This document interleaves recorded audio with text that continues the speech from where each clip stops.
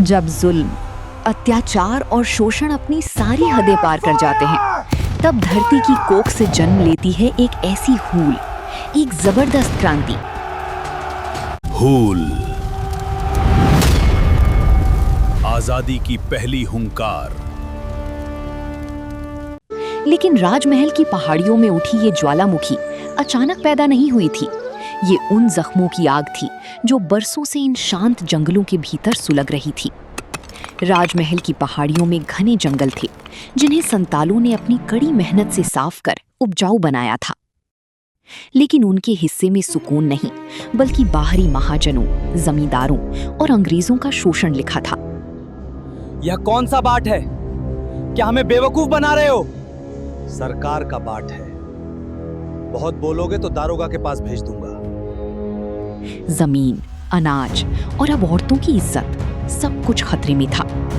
और यहीं से जंगलों में एक नया शब्द गूंजने लगा।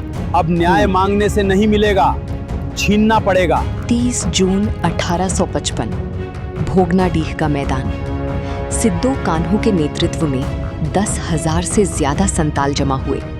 चेहरे पर भूख और वर्षों का अपमान साफ दिख रहा था।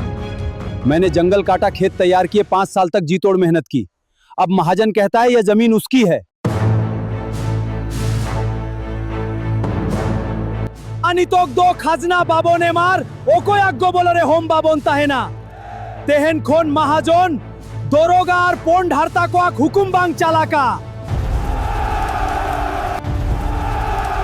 नोआ मुहिन खोन बांचावोक लागित्ते हु लगे आबो आक मुचात साबाब काना जिवेदोक चाहे बोन गुजुक लाड हाई काते के दिसोम बोन रूखिया दाड़े आका।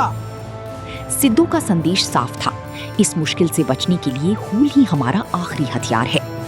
7 जुलाई 1855, न्याय मांगने गए संतालों को कुचलने के लिए दारोगा महेश लाल दत्त अपनी फौज के साथ पहुंचा। रास्ता छोड़ दो सिपाहियों, सिद्धो कानू को पकड़ लो। हमने पहले न्याय मांगा था, तुमने जवाब में हथकड़ी भेजी है।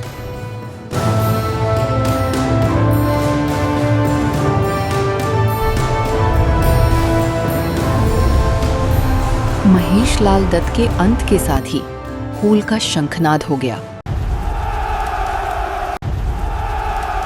विद्रोह को कुचलने के लिए 16 जुलाई को मेजर बरोज अपनी प्रशिक्षित सेना और बंदूकों के साथ जंगलों में घुसा। सैकड़ों जाने गए, लेकिन संतालों के कदम पीछे नहीं हटे।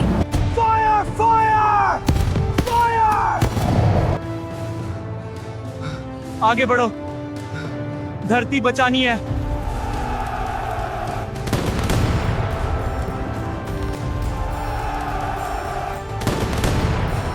उस दिन तीर धनुष ने बंदूकों को हरा दिया।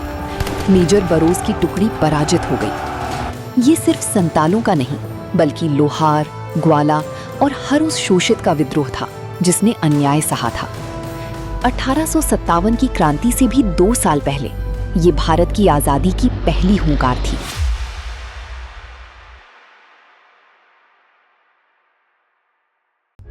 प्रभातखबर.com, विश्वास वही, रफ्तार नहीं।